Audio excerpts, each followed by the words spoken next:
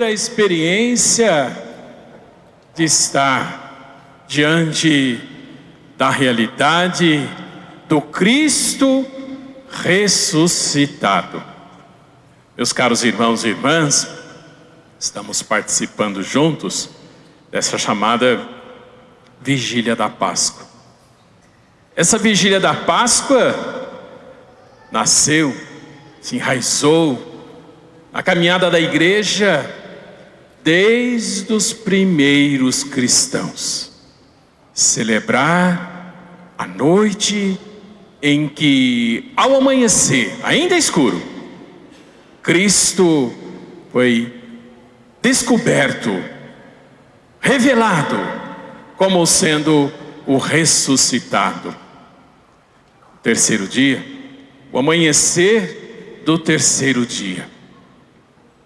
O judeu, ele contava o dia de uma maneira diferente da gente. Por isso que às vezes a gente tem dificuldade de entender esse amanhecer do terceiro dia. O calendário, no dia judaico, ele terminava ao pôr do sol. Quando escurecia, já era um novo dia. No caso, à noite, né?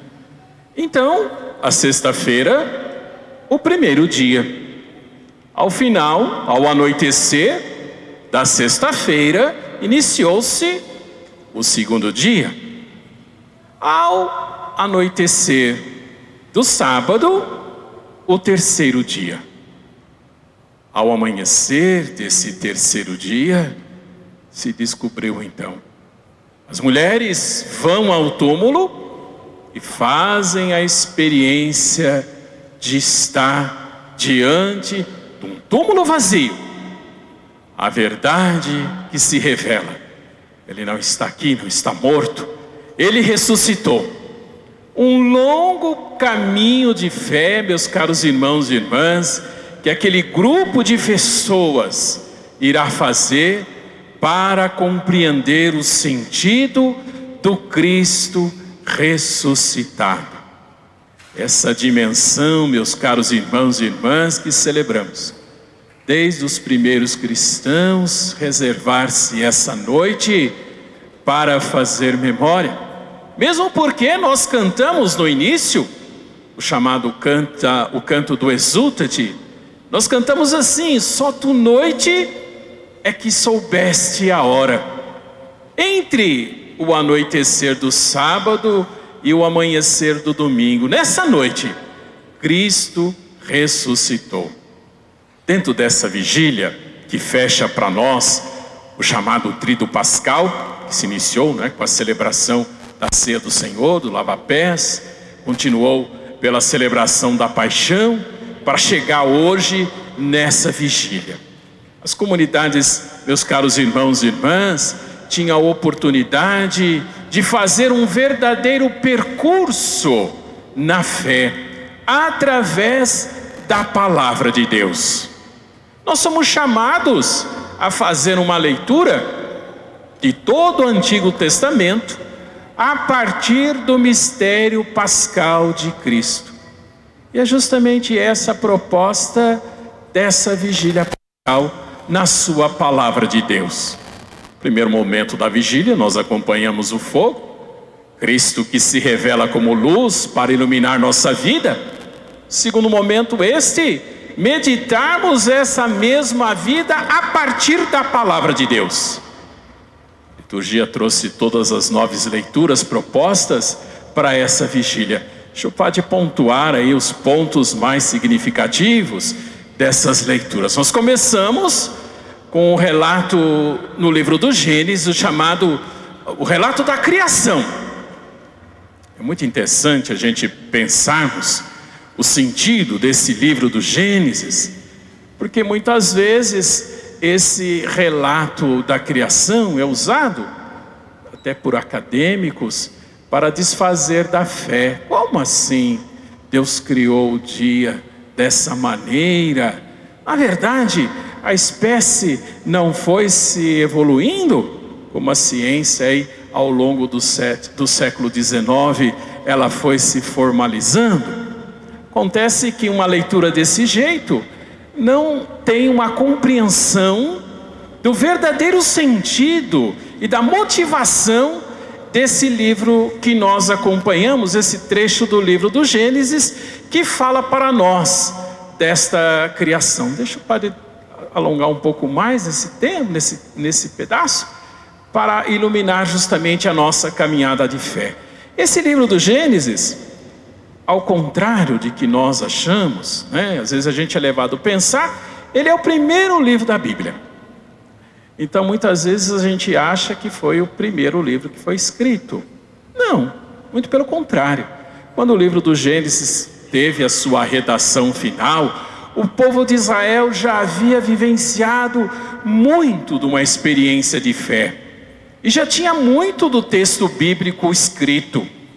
Esse livro, ou trecho da criação, ele foi escrito no contexto chamado da Babilônia, do exílio da Babilônia.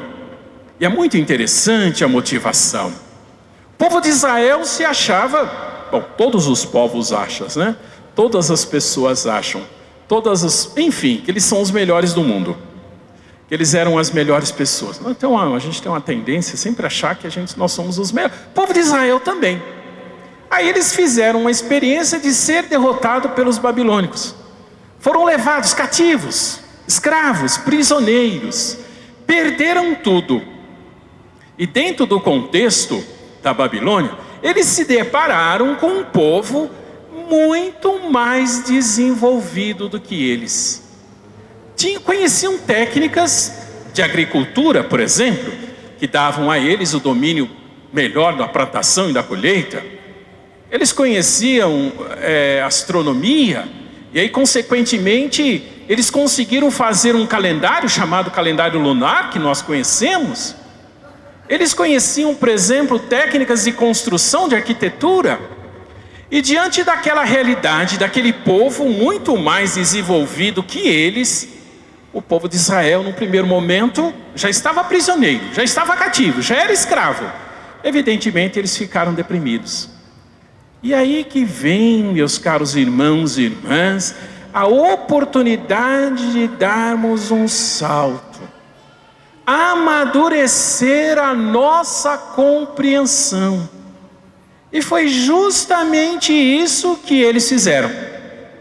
E a conclusão deles foi assim: olha, de fato eles são muito melhor que nós.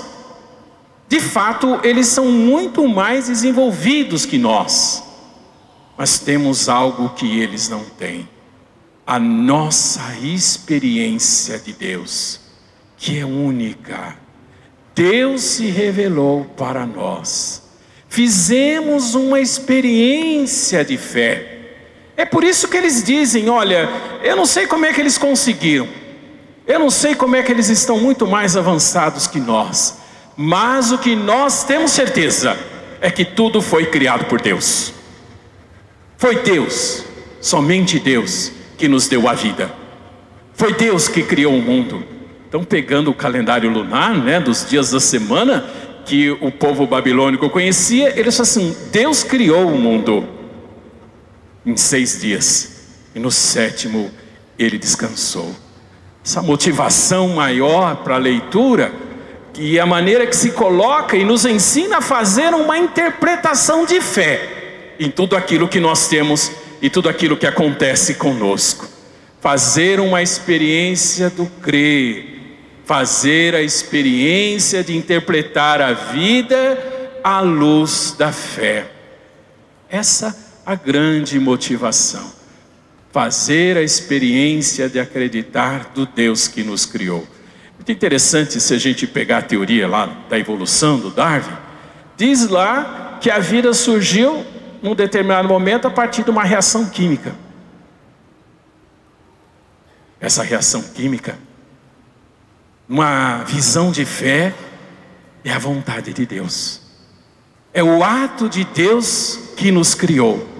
E a partir da criação de Deus, a vida, o mundo, o universo, o homem criado à sua imagem e semelhança.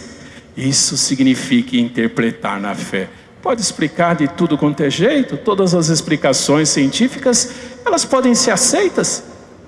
Essa é a leitura que a nossa igreja a Igreja Católica faz é justamente essa, mas a partir do momento que colocamos e acreditamos na vontade de Deus.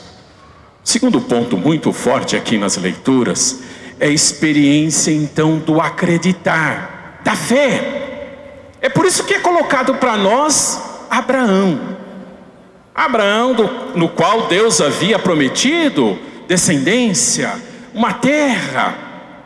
E Abraão, em um determinado momento da sua vida, ele faz uma leitura do seu relacionamento com Deus e acredita que o mais importante que tudo era esse relacionamento, a ponto dele querer interpretar que ele tinha que entregar o próprio filho. Uma experiência de fé, dizendo assim, que mais importante é Deus na minha vida. O próprio Deus, como nós acompanhamos, intervém na leitura e fala: Abraão, tu és um homem de fé, eu te darei essa descendência e a terra que havia prometido. Terceiro momento, nas nossas leituras, a grande experiência que o povo de Israel faz com Deus, a experiência da libertação. Eu era cativo, escravo do Egito, clamei a Deus, Deus ouviu o meu clamor, e através de Moisés me libertou da escravidão para a vida, me libertou do pecado para a salvação. Esse terceiro momento colocado para nós, meus caros irmãos e irmãs, justamente é essa experiência de um Deus que nos liberta. O Deus que quer de fato que libertos possamos caminhar com determinação para Ele.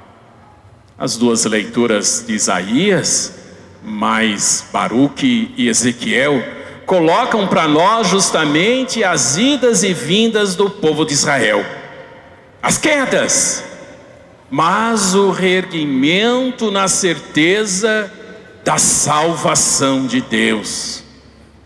Um coração novo, coração de carne, como fala Ezequiel, que nós somos chamados a ter ao fazer a experiência de Cristo, como nos coloca justamente a carta de Paulo aos Romanos. Éramos uma criatura velha, Cristo nos renova e nos salva no seu amor. E nos convida, meus caros irmãos e irmãs, a renascer numa dimensão de fé para o projeto de Deus, que é o projeto da salvação. O Evangelho mostra para nós, como disse no início, o momento em que, ao amanhecer do terceiro dia, Cristo surge ressuscitado.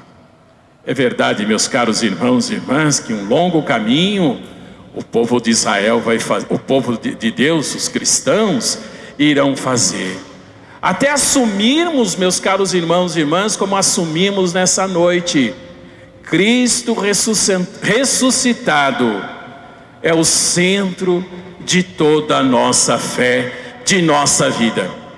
Nele somos criados para a vida e vida em Deus. Nele, no Cristo ressuscitado, somos chamados a fazer essa experiência de fé. Nele somos chamados a fazer a experiência da libertação do pecado, da morte para a vida. Nele somos chamados a perseverar como povo de Deus, crescer no seu amor, transformar a nossa vida e o nosso coração para que Deus Ele seja, fazer a experiência do Cristo ressuscitado, professar que cremos. O que nos torna cristãos é justamente isso. Alguns tentam dizer que o cristianismo é sinônimo de caridade. A caridade é consequência do assumir Jesus Cristo. O centro, a definição do ser cristão é professar: Cristo ressuscitou, morreu na cruz para minha salvação, a sua morte me redime, e através da sua ressurreição alcanço também a vida eterna.